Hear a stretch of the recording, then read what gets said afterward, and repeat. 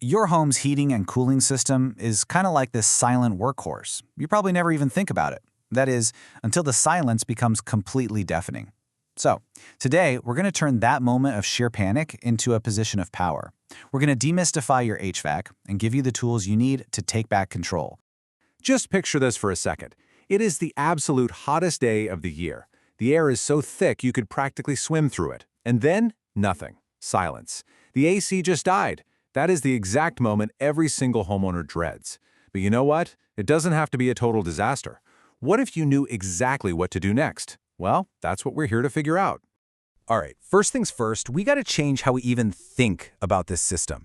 It is not just another appliance like your toaster, okay? It's really the heart and lungs of your home. It's this invisible engine that makes your house a healthy, truly livable place to be. This quote right here, it just nails it. A functioning HVAC system isn't some luxury, it's survival equipment. Seriously, it's the only thing standing between you and dangerous heat stroke in the summer and your pipes and a catastrophic house-destroying freeze in the winter. It is absolutely essential. Now, you might be surprised to learn that your system's biggest enemy is often right outside your door. The environment is in this constant battle with the comfortable little world you're trying to create inside. So let's take a look at some of the specific things your system might be fighting against every single day. So think about these for a second. That crushing humidity, it can make your AC work nearly twice as hard just to make you feel comfortable. Shifting soil can physically crack the refrigerant lines. Those are like the copper veins carrying the lifeblood of your system. Even something as simple as spring pollen can act like a thick, heavy blanket on your outdoor unit, basically suffocating it and slashing its efficiency. Each one of these is a direct assault on your system's health. Okay, so how do you catch a problem before it turns into a total system meltdown? Well, your HVAC actually gives you warning signs. It tries to tell you something's wrong. Let's dive into the anatomy of a breakdown and learn to spot these red flags. This is where you start building your diagnostic toolkit. Have you ever heard your AC kick on for just a minute or two, shut off, then kick right back on again just a few minutes later? That's called short cycling, and it's a classic sign that something is seriously wrong.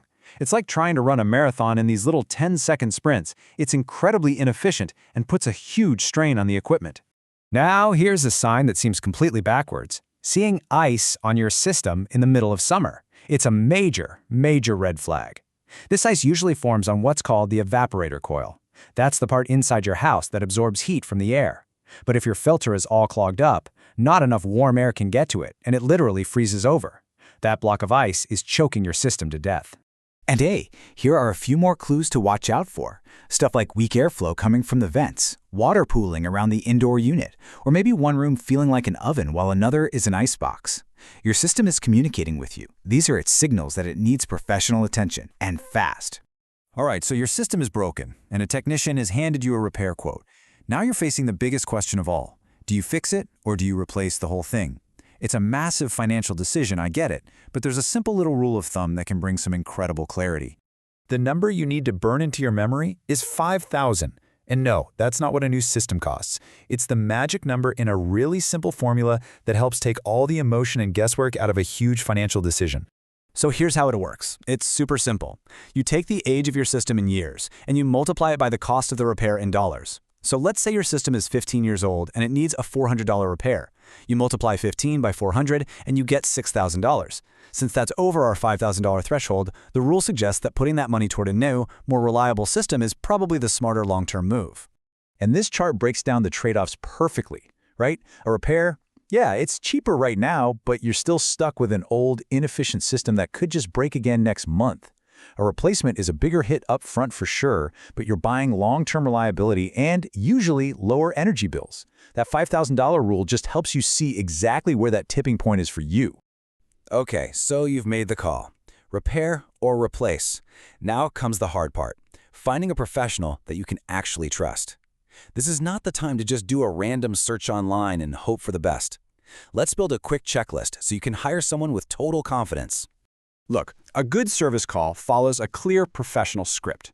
They don't just show up and start ripping things apart. They diagnose the problem, they explain it to you, and, this is critical, they give you a firm, flat-rate price before they pick up a single tool. You should never, ever be surprised by the final bill. So when you're making those calls, ask these questions.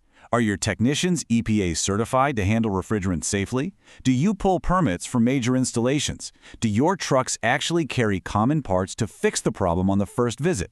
A yes to these questions is a really strong sign that you're dealing with a true professional. And that brings us to the final thought. After everything we've talked about, from climate stressors to weird warning signs, it kind of begs the question, right? Is it really the summer heat that kills an HVAC system? Or is it just being ignored until it's way too late? The power to change that outcome is now in your hands.